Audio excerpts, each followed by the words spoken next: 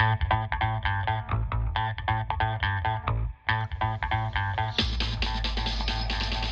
this is Peter Kropp, and welcome to 10 Minute Strategy. I am the principal of the Marketing Leadership Practice at Shore Communications, and we are here today with Matthew Nemerson, who runs the Connecticut Technology Council. I'm based in Connecticut. Matthew and I have run into each other a few times lately. We wanted to get together and talk about what's going on in Connecticut from a technology point of view. First of all, Matt, did I get your title right? Yeah, I think so. I'm president and CEO, whatever that means, of our nonprofit trade association. But great to have you together with me here and with your audience. So I'm looking forward to it. Thanks, Matthew. So tell us about the Technology Council and your mission. Yeah, so we're a trade association. We've been around since about 15, 16 years. We cover the whole state, which is kind of interesting because Connecticut tends to get really balkanized a lot. And we represent about 2,500 technology companies here. Everybody from GE and Pitney Bowes, big guys, right down to hundreds of little startups. And the idea is that as a trade association, we try to create community. We do events. We get information out about people and about our industry. And we're also a little bit of a think tank. We try to do white papers about what's going on. And then whenever we can, we try to influence government or policymakers, maybe even in big corporations. And the idea there is if they're looking for ideas about how to make the community stronger for technology, how to create more of a culture of innovation, we try to make sure that we're always ready with ideas. So we do a lot of surveys, we talk to people, we read papers and talk to people all around the world. Look what's doing well, where places have tried to rebuild themselves or reinvent themselves, and make sure that we're ready with ideas when anybody asks for it. You know, last year we had an election for a new governor, and so for us that was an exciting opportunity. For the first time in really 16 years, we had a whole new crew of people coming in to run state government. And so we did an even bigger job of putting together white papers and ideas about what Connecticut was doing well, what it wasn't doing well, talked to a lot of people and made sure that when the new governor came in, that everybody in his government had a lot of ideas and paper from us laying out a set of strategies. And we were delighted to be part of the whole process of thinking about how innovation could be a stronger piece of economic development in the state. So that's what we are. So let's just talk a little bit about the challenge of the state. I mean, living here in Westport, I know there's a lot of smart people who spend every day, 3 hours on their trains, heading to interesting jobs in the city. There are a lot of interesting companies out in Connecticut, but we're still a little bit behind where we want to be for a state with our level of capital and intellectual know-how. Is that the way you view it? Yeah, it's really interesting. States, especially in the Northeast, are accidents of history, right? We're not sort of big places that are the size of European countries like a Wyoming and Colorado or whatever. We're just little places. And so in some ways, if somebody lives in Westport and works in New York City, I mean, that's great. That's part of America. And so Connecticut has to be careful not to be too jealous about the fact that we're near New York, we're near Boston, and that a lot of our big cities are right on the edge of other states. So if somebody is starting a company in New London and decides to do it in Providence, it's not the end of the world. Right. Having said that, clearly Connecticut has had a very successful history of bringing in smart people from other places, going back to 250 years, bringing in capital from other places and creating a really viable economy. So as we look down the future of cities that aren't near New York, that aren't Stamford, but are Hartford or Waterbury or Torrington or whatever, we think, how can we really make sure that the state's strong? And when we look at places like New Haven that find themselves with a globally relevant, famous university institution, we wonder how can we exploit that to get all of those international travelers and all of the ideas that are coming through that city to have more of an impact on the state. Right. And you mentioned the whole idea of money. Clearly Stamford was a sort of low-cost alternative to New York for for many of the last 100 years.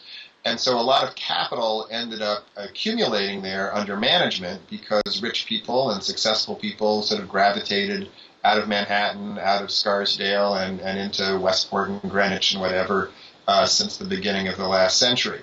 So we actually lead the country in terms of managed venture capital money that is invested outside of the state.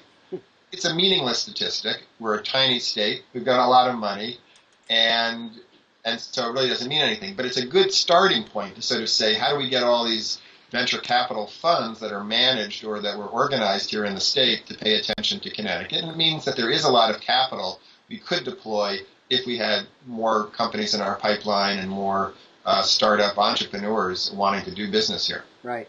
So there's a whole bunch of initiatives going around the state. I know the Connecticut, the Stanford Tech Center, we hope is opening pretty soon. There's a very exciting program up at Yale, and I know there's other C-Tech hubs that are around the state where entrepreneurs can locate themselves to get going. Right. Right. So this really goes to the whole point that Connecticut, because it has so many small cities, so many good colleges, so many people who are trying to think what they can do for their town, which ends up being only 125,000 people, which is sort of the largest city in the state. We have a lot of smart, interesting people working for very small systems. And so what we realized was when we were trying to compete with the Bostons and the Silicon Valleys and Pennsylvania and whatever, we were just operating at too small a scale. So the exciting thing over the last 4 or 5 months is we've looked at how can we create a statewide system that can also deliver benefits to local hubs, to local innovation communities. And so what we're going to do is try to give the best of both worlds, a lot of entrepreneurial, local, place-oriented developments mixed in with a statewide, comprehensive system of programs and incentives and subsidies that we think will give us, more of the look of a Pennsylvania or, maybe Boston region or whatever in terms of the ability to attract serial entrepreneurs, keep them here. You mentioned Yale. Yale looked at the phenomena that so many universities were creating very dynamic communities of entrepreneurs and innovators, and they realized that a lot of Yale people were doing it someplace else. Right. So they decided, well, why don't we try to help them? And a couple of things came out of that. One is that there was tremendous innovative activity going on within their undergraduate student body. They thought, well, maybe we'll get the business school or we'll get people over in engineering and graduate PhD programs. No, what they found is the real energy was at the undergraduate level. And what do you know? That's kind of the same thing at MIT and Stanford and Harvard and other places. So that sort of made sense. What they're trying to figure out now is how do you keep those undergraduates keeping their businesses here once they go from being 2 people working out of a Yale office to being 40 people with $10 million worth of investment. And so they're very interested in our creating a stickiness across Connecticut as well. So they're actually interested in being part of this whole statewide system too. Excellent. Well, Matt, I have people viewing this video blog from all over the country and all over the world, not in huge numbers, but in pretty significant numbers. So what would you say to an entrepreneur that's out of state or out of country about Connecticut?